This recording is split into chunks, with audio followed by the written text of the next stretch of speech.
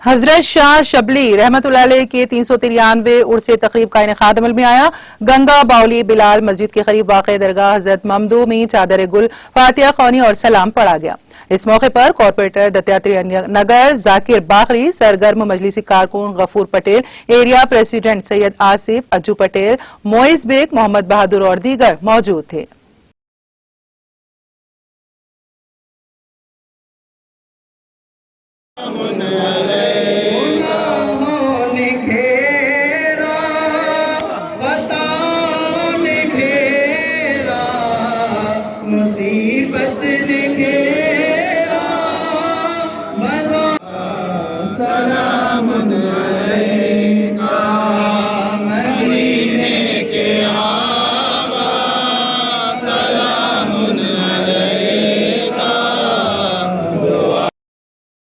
اکرام، اس وقت ہم حیدرآباد دکن کے مشہور و معروف علاقے جھرہ میں واقع عظیم آستانہ درگاہ شاہ شبلی پر جو ہے یہاں پر موجود ہیں، اور آج حضرت کا 393واں عرس شریف نہایت عقیدت و محبت سے جو ہے منایا جا رہا ہے،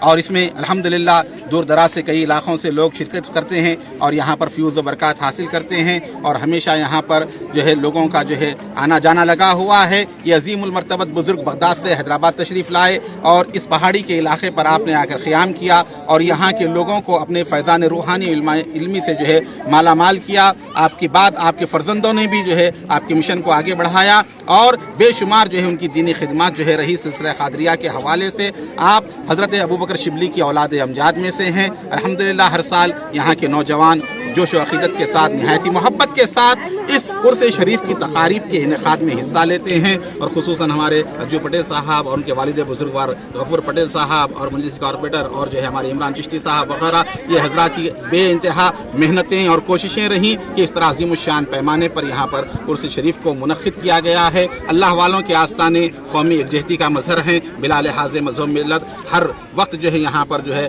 ہر علاقے کے اور ہر جو ہے مذہب کے لوگ آتے ہیں اور فیوز و برکات کو حاصل کرتے ہیں۔ اللہ تعالی ہم تمام کو بزرگان دین کی سچی محبت اور ان کی تعلیمات پر عمل کرتے ہوئے امن و امان کے پیغام کو عام کرنے کی اللہ ہمیں توفیق عطا فرمائے۔ شکریہ۔